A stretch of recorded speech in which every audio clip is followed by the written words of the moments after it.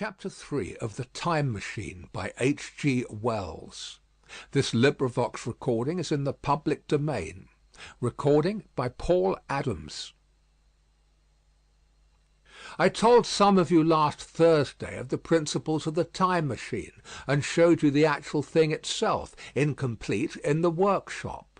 There it is now, a little travel worn truly, and one of the ivory bars is cracked, and a brass rail bent, but the rest of it sound enough. I expected to finish it on Friday, but on Friday, when the putting together was nearly done, I found that one of the little bars was exactly 1 inch too short, and this I had to get remade, so that the thing was not complete until this morning. It was at 10 o'clock today that the first of all time machines began its career. I gave it a last tap, tried all the screws again, put one more drop of oil on the quartz rod, and sat myself in the saddle. I suppose a suicide who holds a pistol to his skull feels much the same wonder at what will come next as I felt then. I took the starting lever in one hand and the stopping one in the other, pressed the first, and almost immediately the second. I seemed to reel. I felt a nightmare sensation of falling, and looking round, I saw the laboratory exactly as before. Had anything happened? For a moment I suspected that my intellect had tricked me.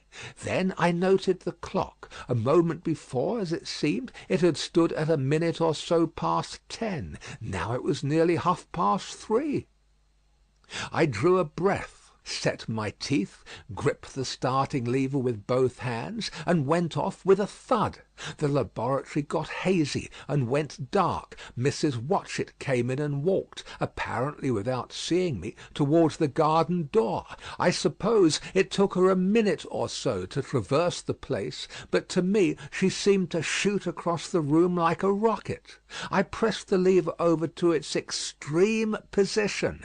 The night came like the turning out of a lamp, and in another moment came tomorrow. The laboratory grew faint and hazy, then fainter and even fainter. Tomorrow night came black, then day again, night again, day again, faster and faster still. An eddying murmur filled my ears, and a strange dumb confusedness descended on my mind. I am afraid I cannot convey the peculiar sensations of time travelling. They are excessively unpleasant. There is a feeling exactly like that one has upon a switchback, of a helpless, headlong motion. I felt the same horrible anticipation, too, of an imminent smash. As I put on pace, night followed day like the flapping of a black wing. The dim suggestion of the laboratory seemed presently to fall away from me, and I saw the sun hopping swiftly across the sky, leaping it every minute, and every minute marking a day. I supposed the laboratory had been destroyed, and I had come into the open air. I had a dim impression of scaffolding, but I was already going too fast to be conscious of any moving things. The slowest snail that ever crawled dashed by too fast for me. The twinkling succession of darkness and light was excessively painful to the eye. Then, in the intermittent darknesses, I saw the moon spinning swiftly through her quarters from new to full, and had a faint glimpse of the circling stars. Presently, as I went on, still gaining velocity, the palpitation of night and day merged into one continuous greyness. The sky took on a wonderful deepness of blue, a splendid luminous colour like that of early twilight. The jerking sun became a streak of fire, a brilliant arch in space, the moon a fainter fluctuating band, and I could see nothing of the stars, save now and then a brighter circle flickering in the blue. The landscape was misty and vague. I was still on the hillside upon which this house now stands, and the shoulder rose above me, grey and dim. I saw trees growing and changing like puffs of vapour, now brown, now green. They grew, spread, shivered, and passed away. I saw huge buildings rise up faint and fair, and pass like dreams. The whole surface of the earth seemed changed, melting and flowing under my eyes. The little hands upon the dials that registered my speed raced round faster and faster. Presently I noticed that the sun belt swayed up and down from solstice to solstice in a minute or less, and that consequently my pace was over a year a minute, and minute by minute the white snow flashed across the world and vanished and was followed by the white, green of spring. The unpleasant sensations at the start were less poignant now. They merged at last into a kind of hysterical exhilaration. I remarked indeed a clumsy swaying of the machine for which I was unable to account. But my mind was too confused to attend to it, so with a kind of madness growing upon me, I flung myself into futurity. At first I scarcely grew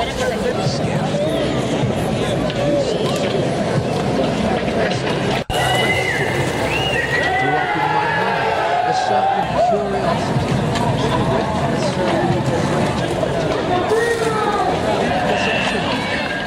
what strange developments of humanity, what wonderful advances upon our rudimentary civilization, I thought, might not appear when I came to look clearly into the dim, elusive world that rested and fluctuated before my eyes.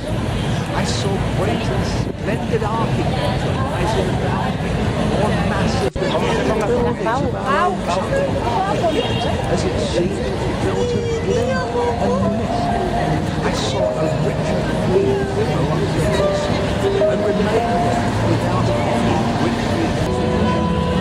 Even from the veil of my feet, the earth seemed bare. And so my mind came round to the business of stopping.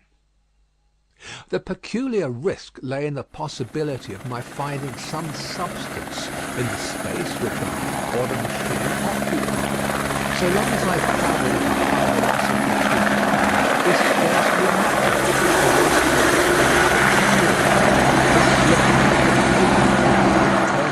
Of intervening substances, but to come to a stop involved the jamming of myself, molecule by molecule, into whatever lay in my way, meant bringing my atoms into such intimate contact with those of the obstacle that a profound chemical reaction, possibly a far-reaching explosion, would result and blow myself and my apparatus out of all possible dimensions into the unknown.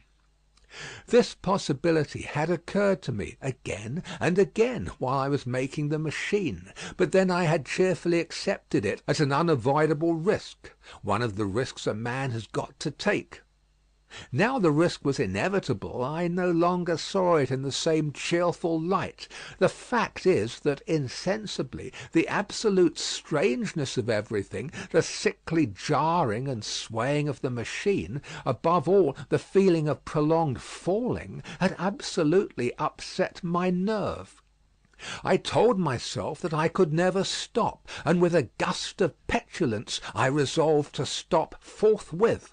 Like an impatient fool, I lugged over the lever, and incontinently the thing went reeling over, and I was flung headlong through the air. There was the sound of a clap of thunder in my ears. I may have been stunned for a moment. A pitiless hail was hissing round me, and I was sitting on soft turf in front of the overset